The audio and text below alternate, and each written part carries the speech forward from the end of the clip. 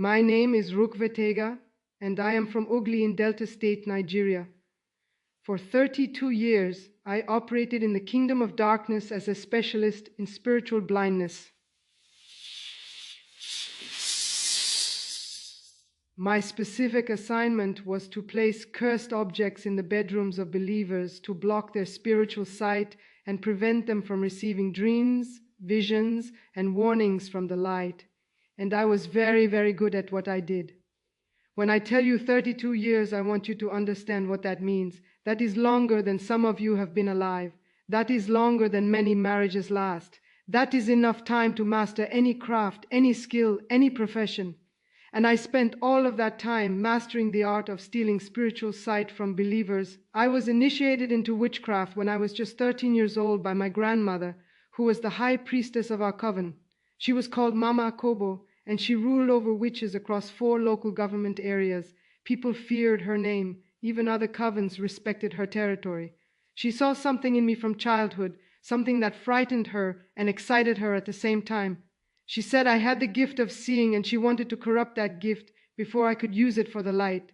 So she trained me personally, pouring decades of dark knowledge into my young mind, and I became one of the most feared agents in our region. By the time I was 25, I had personally blinded over 300 believers. Spiritual leaders who used to prophesy with accuracy suddenly could not see anything. Intercessors who used to receive warnings about attacks suddenly walked into traps unprepared. Those who used to guide their communities became confused and directionless. I was responsible for all of it. I rose through the ranks quickly because of my effectiveness. By 30, I was leading my own team of younger witches, teaching them the techniques my grandmother had taught me. By 40, I was sitting in councils with some of the most powerful agents of darkness in the entire country. But there were 3 objects that we placed in bedrooms more than any others. 3 hidden things that believers never suspected. 3 items that look completely innocent but carried devastating spiritual consequences. And I am going to expose every single one of them to you today. You see, the kingdom of darkness understands something that many believers do not. Your bedroom is your most vulnerable space. It is not just a room with a bed. It is a spiritual chamber. It is where you spend 1/3 of your entire life. It is where you sleep, which means it is where your conscious mind lets down its guard and your spirit is most exposed. It is where you dream, which means it is where the light speaks to you in ways that bypass your logical, skeptical, waking mind. It is where revelation comes, where warnings are delivered, where direction is given. If we could blind your spiritual eyes in that place, we could control your entire destiny. If we could cut off your dreams, we could cut off your guidance from the light. If we could block your visions, we could lead you into traps you would have otherwise avoided. The bedroom is the strategic target, and most believers leave it completely undefended. If you have been struggling with this, if you have noticed that your dreams have become confusing or completely absent, if you used to receive clear warnings from the light, but now you hear nothing, if you wake up feeling spiritually heavy instead of refreshed, if you feel like there is a veil over your understanding of spiritual things, if you have a nagging sense that something is blocking you from seeing what the light wants to show you, then this message is specifically for you. This is not coincidence. This is divine appointment. I am going to reveal the 3 hidden objects that witches plant in bedrooms to dull spiritual vision. I am going to tell you exactly how we did it, exactly what to look for, and exactly how to break free, because the light set me free on the 18th of March 2013. And since that day, I have made it my mission to expose every secret of the kingdom of darkness. The first hidden object is the compromised mirror. Let me explain something that most believers do not understand. In the kingdom of darkness, mirrors are not just reflective surfaces. Mirrors are portals, they are doorways, they are surveillance stations. And when I was operating as a witch, the mirror in your bedroom was one of our most powerful weapons. Here is how it worked. Every mirror has what we call a spiritual duplicate on the other side. In the natural, you see your reflection. But in the spirit realm, that mirror is a window that allows spirits to watch you, to study you, and to manipulate what you see in your sleep. When a mirror is compromised, it does not just reflect your image, it absorbs your spiritual atmosphere. It records your prayers, it monitors your sleep patterns, and most dangerously, it distorts your spiritual perception. Let me tell you about a woman I personally targeted. Her name was Sister Blessing Umari. She lived in Chicago, Illinois, in a modest two-bedroom apartment in the Englewood area, and she was one of the most spiritually sensitive believers I had ever encountered in my 32 years of operation. When she was younger, she would receive dreams and visions almost every night. The light would show her things about her family, about her community, about things that were coming.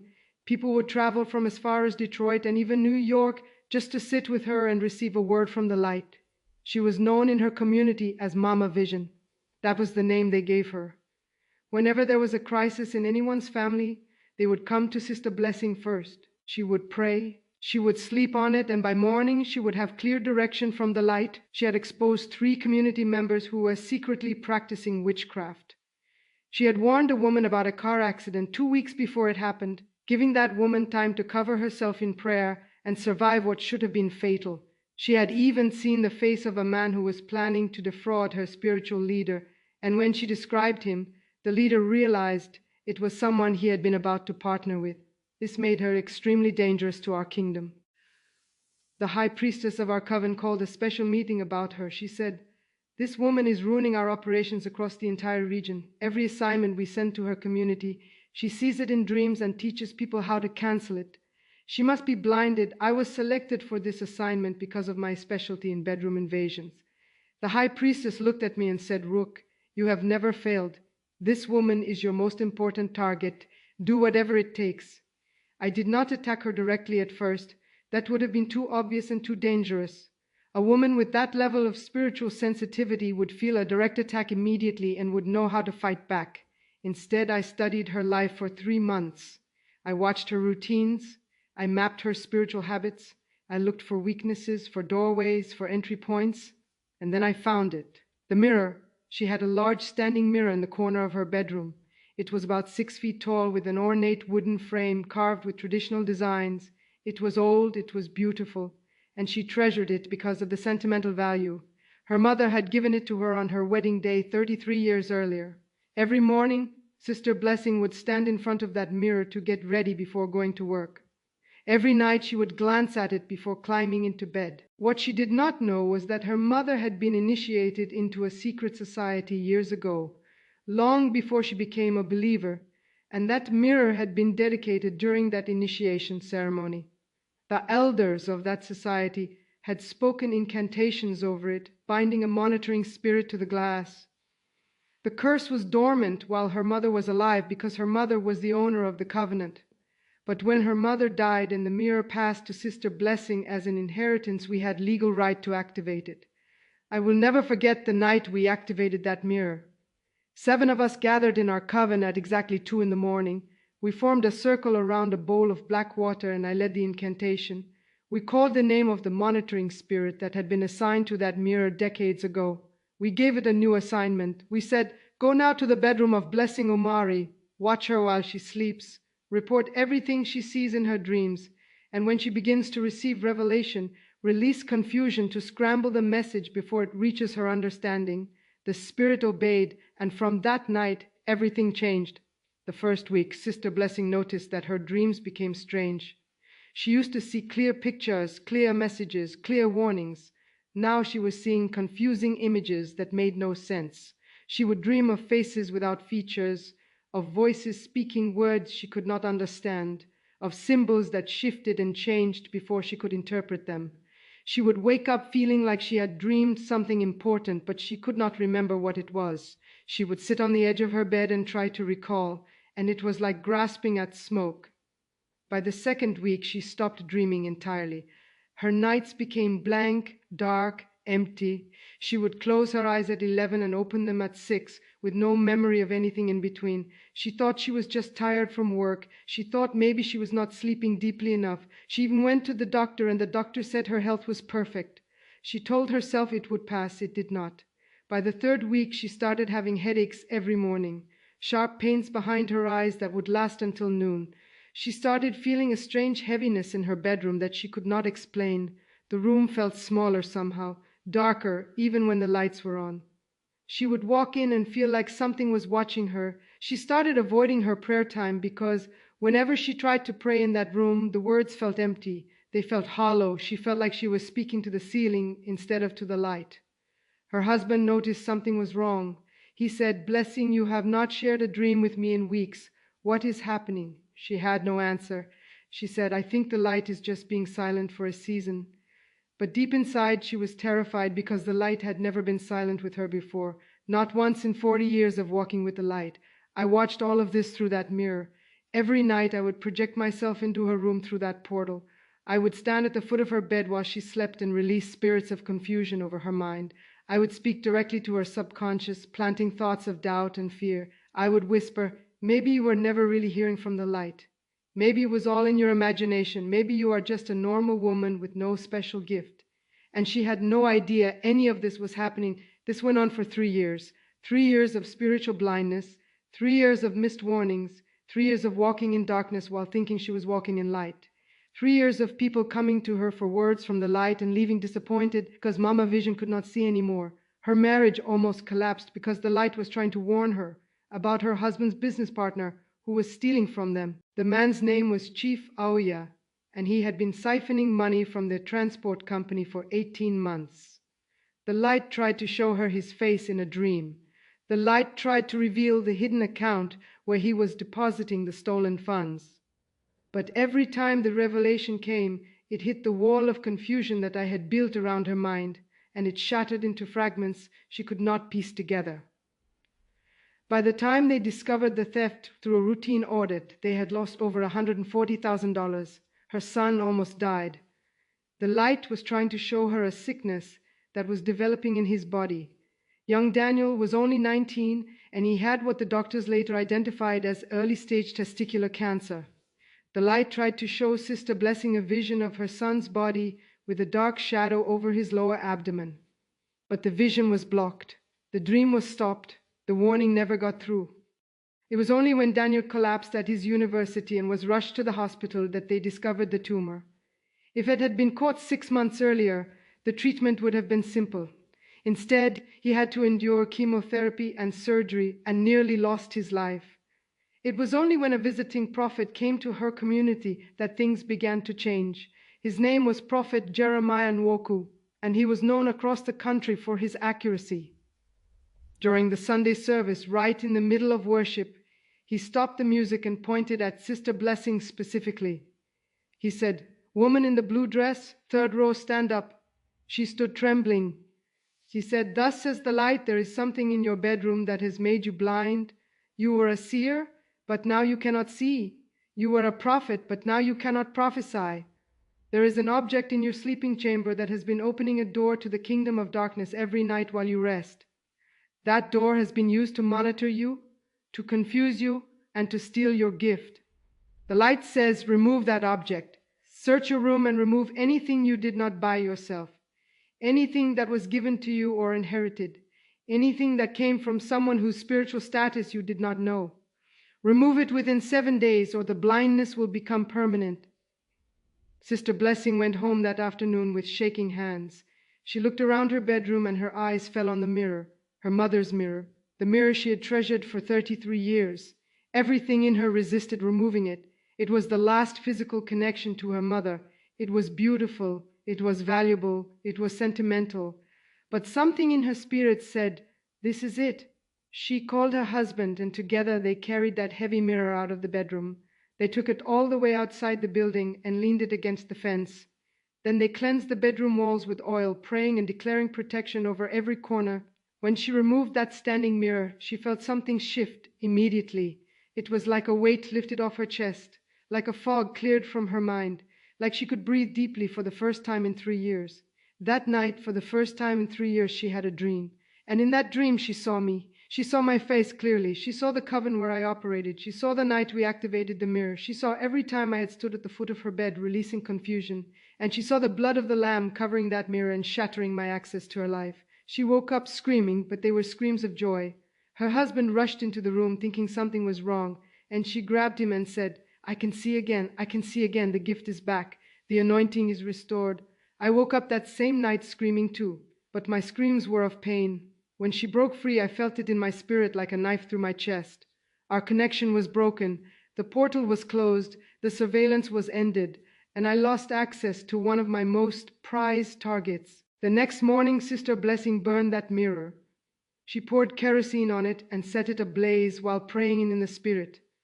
And from that day, her gift returned stronger than before. She saw more clearly than she ever had. She heard more distinctly than she ever had. The 3 years of blindness had taught her the value of what she possessed, and she never took her spiritual sight for granted again. Now let me be clear about something. I am not saying that every mirror is cursed. I am not saying you need to live without mirrors. What I am saying is that you need to be spiritually aware of what is in your bedroom. If you inherited a mirror from someone, cleanse it. If a mirror was a gift from someone you do not trust spiritually, cleanse it or remove it. If you have a mirror directly facing your bed, move it. Because when you sleep facing a mirror, your spirit is exposed to whatever is on the other side. The second hidden object is the contaminated water. This is something that very few believers know about, and it was one of our most effective weapons in the kingdom of darkness. We called it sleeping water, and it was specifically designed to dull spiritual perception during the night hours. Here is how we operated. Water is one of the most spiritually receptive substances in creation. It absorbs words. It absorbs intentions. It absorbs spiritual frequencies. Scientists have even proven that water molecules change their structure based on the words spoken over them. We knew this in the kingdom of darkness long before scientists discovered it.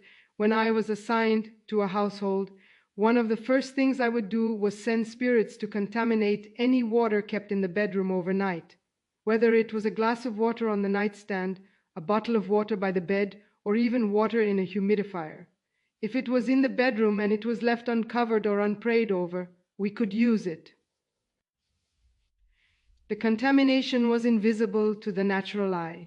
The water would look normal, taste normal, smell normal, but spiritually it was poisoned. And when the person drank that water or breathed in the moisture from it during the night, the contamination would enter their system and begin to cloud their spiritual perception.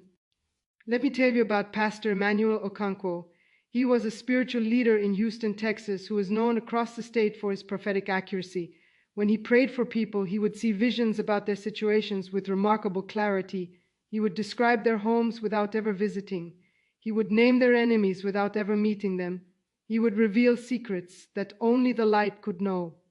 When he counseled couples, he would receive words of knowledge that exposed hidden issues, infidelity, financial deception, secret addictions, things that the couples themselves had never spoken aloud.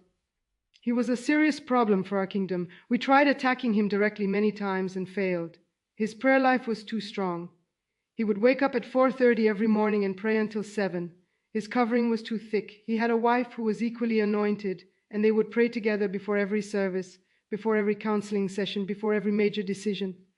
We sent sickness. It bounced back. We sent confusion. It could not penetrate. We sent spirits of lust. They fled from his presence. He was what we called a hard target. The high priestess was frustrated. She called me into her chambers one night and said, "Rook, I am giving you this assignment because you have never failed me. This spiritual leader is destroying our operations in the entire Houston region. Every week he is setting captives free. Every week he is exposing our agents. We cannot touch him directly. Find another way." I observed Pastor Emmanuel for 2 months. I watched him through the spiritual realm. I studied his routines. I looked for any weakness, any doorway, any small opening that we could exploit. And then I found it. The water. I noticed that Pastor Emmanuel had a habit. Every night before bed, he would fill a tall glass of water and put it on his nightstand. He used a specific glass, a clear one with blue patterns that his daughter had given him for his birthday. He would drink half of it before sleeping, saying it helped him relax, and he would finish the rest when he woke up in the morning, saying it helped him clear his throat before his morning prayers. It was a simple health habit. Many people do the same thing. But it became his weakness because he never prayed over that water. He would pray over his food at dinner. He would pray over his wife and children before they slept. He would cleanse his doors and windows. But that glass of water on his nightstand, he never thought to cover it spiritually. It seemed too small, too insignificant, too ordinary. For us in the kingdom of darkness, that small oversight was a massive doorway. For 6 months, I sent spirits every night to that glass of water while Pastor Emmanuel slept. They would arrive at exactly 2:47 in the morning when sleep is deepest and spiritual defenses are lowest. They would hover over that glass and speak curses into the liquid. We spoke confusion into it. We spoke forgetfulness into it. We spoke the names of ancient spirits of blindness into every molecule of that water. And every morning Pastor Emmanuel would wake up, reach for that glass without a second thought, and drink our words directly into his system. The change was gradual, so gradual that he did not recognize it at first. During the first month, Pastor Emmanuel noticed that his visions during prayer were becoming less sharp. Before he would see faces clearly, he would see names written in light. He would see situations playing out like movies in his mind. Now the images were slightly blurred, slightly fuzzy, like looking through a dirty window. He thought he was just going through a dry season. Every prophet has those, right? He fasted for 3 days, he prayed more intensely, but the visions kept fading. During the second month, the deterioration accelerated. He started forgetting important revelations. The light would show him something during his morning prayer, a warning about a community member's health, a word about a family's finances, direction about the building project. But by the time the counseling session came or the service began, he could not remember what he had seen. The revelation would be there when he received it as clear as day. But an hour later, 2 hours later, it would be gone, like a dream you try to recall after waking, slipping through your fingers no matter how hard you grasp. His associate pastors noticed. One of them, Pastor Titus, pulled him aside after a service and said, "Pastor, is everything okay? You did not give any prophetic words today. That is not like you." Pastor Emmanuel smiled and said, "The light speaks when it chooses to speak. We cannot force its hand." But inside he was terrified because the light had never been silent with him like this. In 23 years of ministry, he had never gone a full service without some revelation, some word, some insight from above. By the third month, people started leaving his congregation. Word had spread that Pastor Emmanuel was no longer accurate. There was a woman named Sister Precious who had been coming to him for years for prophetic guidance. She made a major decision about selling her property based on what she expected him to see, and when he could not give her clear direction, she made the wrong choice and lost $70,000. She left the congregation bitter and angry. She told everyone that the pastor had lost his anointing. There was a couple whose marriage he had been counseling. They came expecting him to reveal which of them was hiding something, as he had done for other couples. But when they sat before him, his mind was blank. He could not see anything. He had to counsel them based purely on what they told him. And they left feeling like they had wasted their time. Why come to a prophet who cannot prophesy? By the fourth month, the congregation that once held 400 people on Sundays was down to 160. The prophetic ministry that had been the cornerstone of his calling was completely dry. Pastor Emmanuel started having nightmares, dreams where he was preaching but no sound came from his mouth, dreams where he was praying but his words fell to the ground like dead leaves. His wife, Sister Regina, grew deeply concerned. She said, "Emmanuel, something is wrong. This is not a dry season. This is an attack. We need to seek the light about what is happening." But even when they tried to pray together about it, the confusion in his mind would block any revelation. It was like hitting a wall every time they approached the question. By the fifth month, Pastor Emmanuel was a shadow of himself. He still preached, but his messages lacked the fire they once had. He still prayed, but the prayers felt empty. He started wondering if maybe he had deceived himself all these years. Maybe he had never really heard from the light. Maybe it was all psychological, all imagination, all wishful thinking. That is when the dark thoughts started. Not strong at first, just whispers in his mind. What is the point of living if you cannot do what you were created to do? Maybe your family would be better off without a failure as a husband and father. Maybe the congregation would recover if you stepped aside permanently. He never told anyone about these thoughts, but I knew. I was the one sending them. By the sixth month, Pastor Emmanuel had made a decision. He was going to resign from ministry. He had written the letter. He had planned to announce it on Sunday. He felt like a fraud continuing to stand behind that pulpit when he could no longer see or hear from the light. But the light had other plans.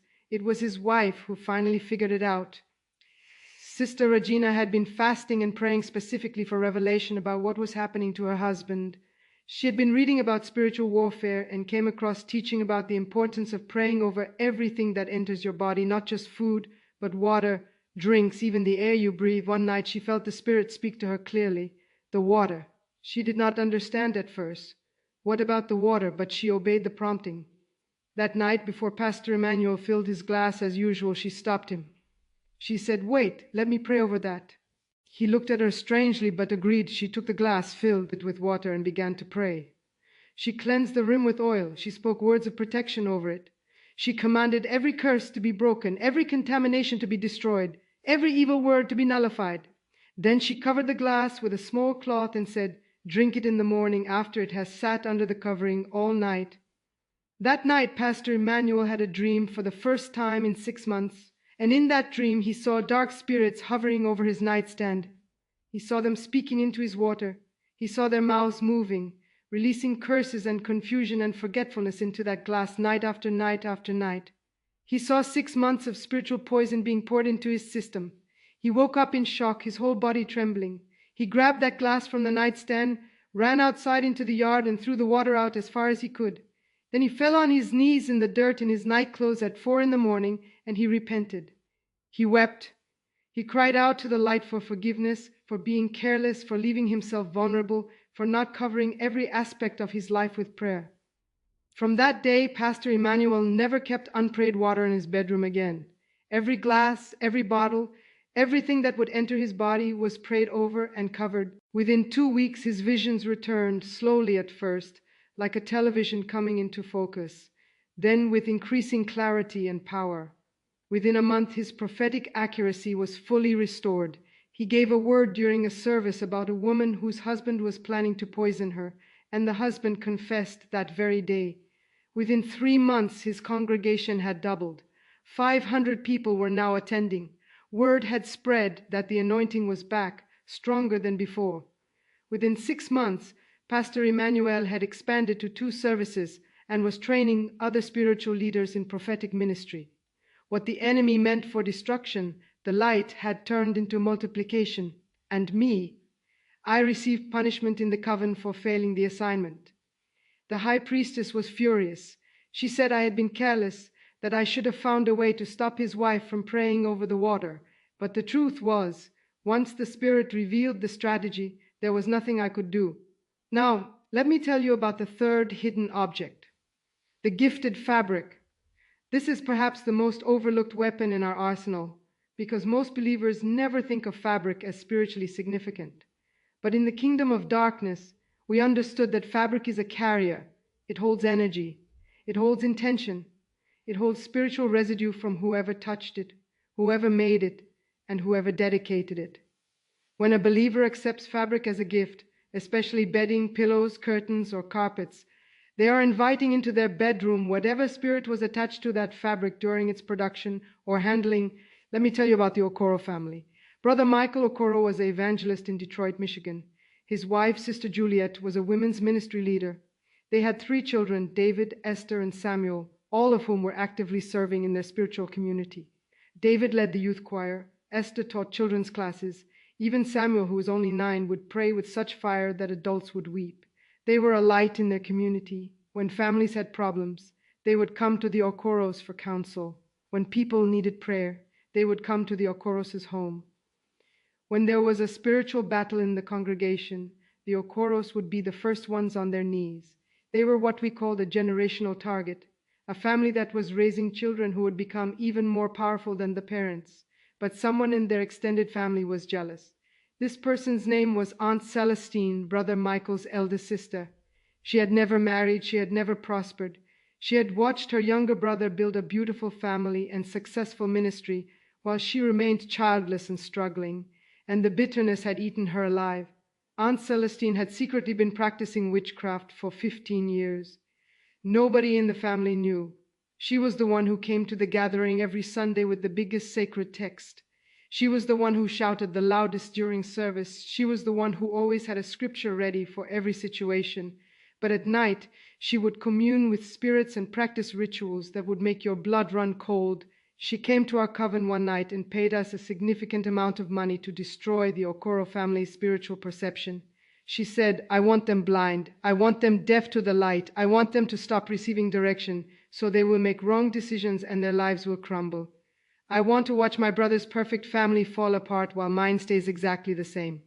The hatred in her eyes was deep. This was not casual jealousy. This was years of resentment compressed into a single venomous request. I was assigned to this case, and I chose to attack through fabric because it was the most subtle method. Aunt Celestine was planning to visit the Ocoros for Christmas, which was 3 weeks away. I instructed her to bring a gift. Something special, something beautiful, something they would use immediately without suspicion. She asked, what should I bring? I told her to bring a bedsheet set for her brother and his wife, the best quality she could afford, the kind that would make them so happy they would put it on their bed that very night. Aunt Celestine went to the most expensive fabric market in Detroit. She bought Egyptian cotton sheets, 600 thread count, in a deep burgundy color that she knew Sister Juliet loved. She had them packaged beautifully with ribbons and a card that said, for my dear brother and his beautiful wife, may your sleep be peaceful. What the Ocoros did not know was that before that bedsheet set was wrapped and presented, we held a ceremony over it in our coven. This was not an ordinary ritual. This was a targeted precision strike against a family that had been a thorn in our side for too long. Sat in a circle around those sheets for 7 hours. From 11 at night until 6 in the morning, we lit black candles. We burned incense that smelled of death. We called the names of ancient spirits of blindness, confusion, forgetfulness, and spiritual stupor. We wove the curses into the fabric, literally chanting as we physically ran our fingers through the cotton, depositing spiritual poison into every thread. To the natural eye, the sheets looked beautiful, but spiritually those sheets were lethal. When Aunt Celestine presented the gift on Christmas Day, the Ocoros were overjoyed. Sister Juliet actually cried from happiness. She said, these are more beautiful than anything I have ever owned. She hugged her sister-in-law and said, thank you, you are too kind. Brother Michael smiled and said, Celestine, you did not have to spend so much, but we are grateful. That night they put those sheets on the master bed. Sister Juliet made the bed carefully, smoothing out every wrinkle, admiring the rich color against their wooden bed frame. She did not know she was preparing her own prison. Within the first month, Brother Michael started having trouble hearing the light during outreach. He had always been able to look at someone and receive a word about their life, a piece of information that would open their heart to receive truth. Now, when he looked at people, his mind was blank. He would open his mouth to speak prophetically, and nothing would come. He started doubting his calling. He started wondering if maybe he had run ahead of the light, if maybe he was not really called to outreach after all. Within 2 months, Sister Juliet started having conflicts with the women in her ministry. She would misunderstand simple conversations, hearing accusations where there were none, feeling attacked when people were simply asking questions. She would forget commitments she had made. She would schedule 2 meetings at the same time because she could not remember what she had promised. She would say things without thinking, sharp words that would offend people and cause division. The women's ministry that had once been united began to fragment. 3 key women left, then 5 more. By the end of the 2nd month, her ministry had shrunk by half. Within 3 months, the children started suffering too. The curse that we had spoken was designed to pass to the next generation, and it was working. David, who had always been an excellent student and a brilliant worship leader, started failing his classes. He could not concentrate.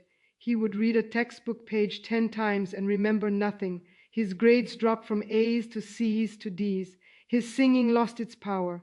When he led worship, the congregation felt nothing. The anointing was gone. Esther began having terrible nightmares.